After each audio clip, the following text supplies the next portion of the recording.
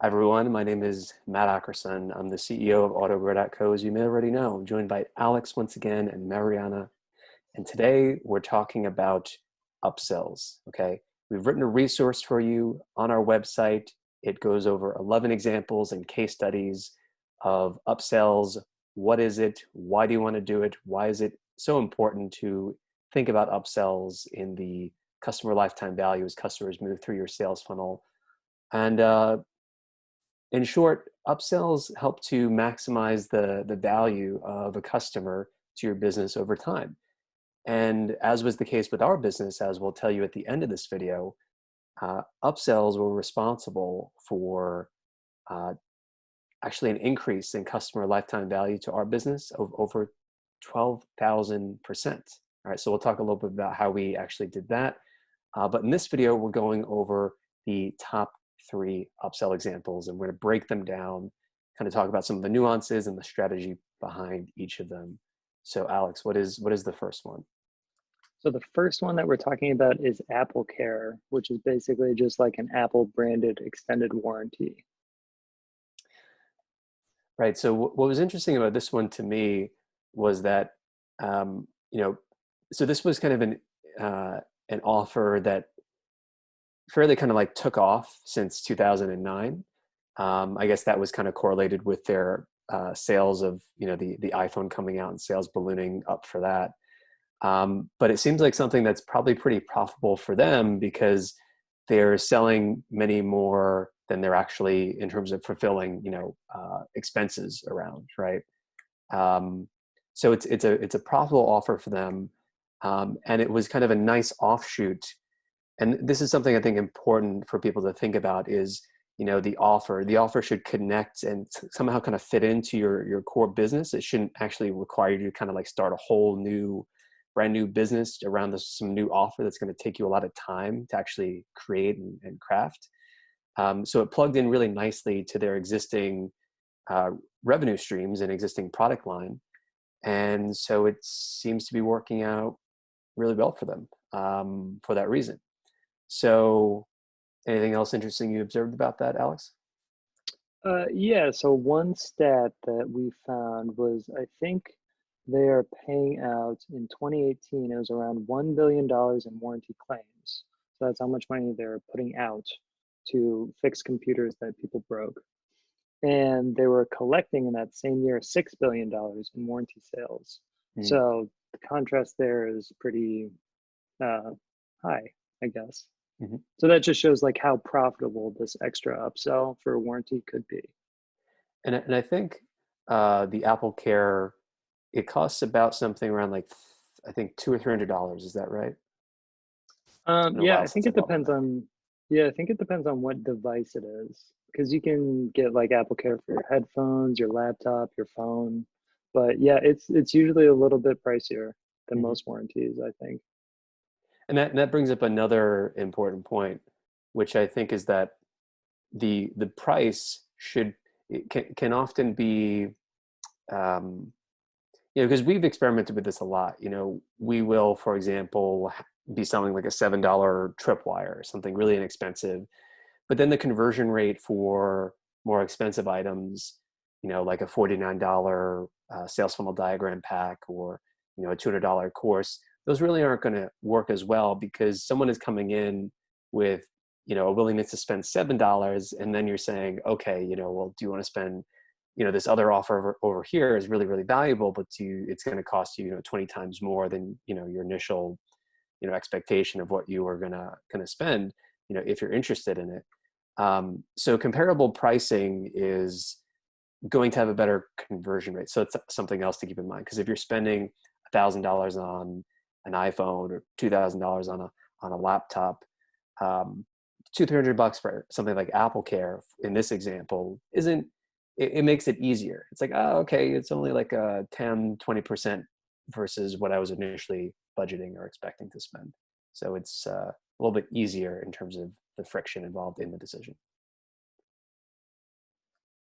Yeah, so then the next one that we're going to talk about is Amazon's frequently bought together recommendations.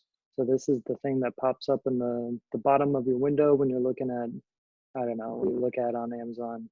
then it says what other people have bought who have bought the product that you're looking at. Did I explain that right? Yes. So people are, yes. And so Amazon upsells in a couple of different ways.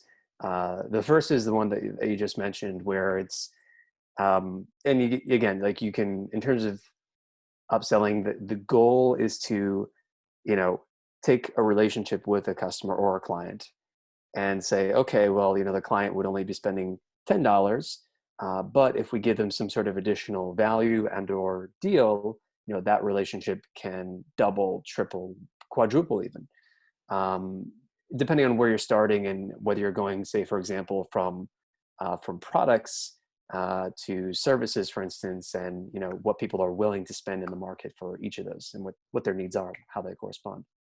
That being said, so Amazon is really famous for this, and I think you actually, right before we hit record, you shared like a really interesting stat with me and about how much revenue Amazon makes from this. I got it. I got it right now. So from a company, I think it's called InvestPro, but it says that Amazon's personalized product recommendations are estimated to be responsible for 35% of their yearly revenue. Wow, It's 35%. quite a bit. That shows you the power of upsells. So, and the other way that briefly is worth mentioning. So one is upselling by basically kind of saying, do you want to supersize your offer by combining it with these other complementary items or products? So, for example, if I buy, I don't know, a stand with a background for filming on camera, it might also say, oh, like, do you also want the lighting to go with it? So they might have like a suggested through this feature that you just described there. Okay. And what is the third and final one? Last one, I'm not sure if you have heard of this. It's a company called AutoGrow. That's us. Yeah, absolutely. Um, so, and what was the specific example there? Um, the specific example that we talked about was, I think, what was the time span? Because we increased our average customer value by, what was it, 12,366%? Is that right? Yep, yep. And so that's happened over the past 12 months. And so I'll just briefly kind of talk about, how exactly we did that. And Mariana, you actually, working with the team on QA, you actually had a significant hand in that process as though it's happening. So if you have any interesting tidbits that I leave out, please let me know. So from 2018 to 2019, we were focused on selling. We put services on hold, and we said, okay, we want to really develop our product line. So we came out with a swipe file was one of our first products.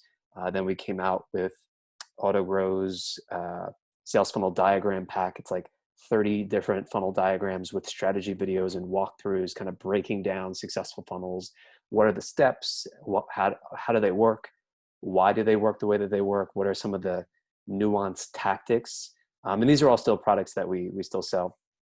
We came out with several courses. We came out with a tool called Proven Sales Conversion Pack, kind of like a database of easy to copy tactics and case studies. And we also came out with a Productize and Relax course and book as well. But what we found though is that we offered more products, and as we came out with more products, the lifetime value incrementally increased. So for example, let's say that, with the $7 swipe file, a new customer might have just been worth, well, $7, what we sold the swipe file for. But as we added more products, and then at checkout, also adding, one-click upsells at checkout. So someone would buy, the swipe file, and then we say, hey, by the way, would you also be interested in, you just bought the sales funnel, ultimate sales funnel swipe file. You know what goes really great with that? The sales funnel diagram pack or our 6-figure sales funnel training. And we'll give you like a special, in some cases, we would say, okay, we'll give you like a special one-time offer on this if you add it to your order today. And So that moved the needle from like $7, let's say, to $41 average value of a customer. But then, you know, we said, okay, um, we want to, in 2019, we said, okay, we want to relaunch our productized service. And so we did that. Fast forward to today, and $41, you know, and this, again, I'll talk about kind of the principle behind how this works. $41 to an average order, average customer value of over lifetime value over $5,000, $5,070 to be specific. And the way that works too is because it's the principle of range, the law of range, like we'd like to talk about in sales funnel physics. And this is something really important that you need to understand in terms of, you know, it's really easy to come up with an idea for an offer, but it's much more difficult to actually make the product for that offer, or to, services are a little easier because it's like, oh, like I think we can just package it, you know, this way, and we can just do this. Um, but you have to be careful with that too, because you can end up kind of inadvertently starting like a whole separate, I don't know, business within your business. And so you need to think about systems and organization in that sense too. So the principle though is that the wider range of products or services that you have to offer, the more likely that people are to convert or to find something that is of value or that corresponds to what they're initially buying there too, and they'll want to add it to their order. Matt, and I have a question. Like, what would you tell people watching this video that they already know what the upsell is? You know, they learned, you know, after reading the article. But for example, with AutoGrow, how did you help those clients or customers overcome that fear of the first payment with a tripwire? Because it seems like that's like, you know, like the first, you know, like obstacle that, or I Mhm. don't know how to call it, you know, like that there's like that first challenge that you need to face with them. Like how do you do that? Yeah, no, that's a great question. And I think a big part of it is that to keep in mind for anyone looking to do upselling and cross-selling, we kind of use those terms interchangeably.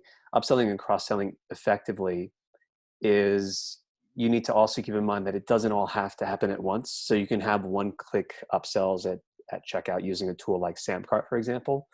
But for instance, one of our clients that, you know, came through our funnel, he bought, you know, our one of our products, which was the brought our sales funnel blueprint and also the sales funnel diagram pack. But then that client went on to become a long-term client of ours. Great client to work with, but this is just one example of many. And he's since spent, you know, over 10K, you know, with our business.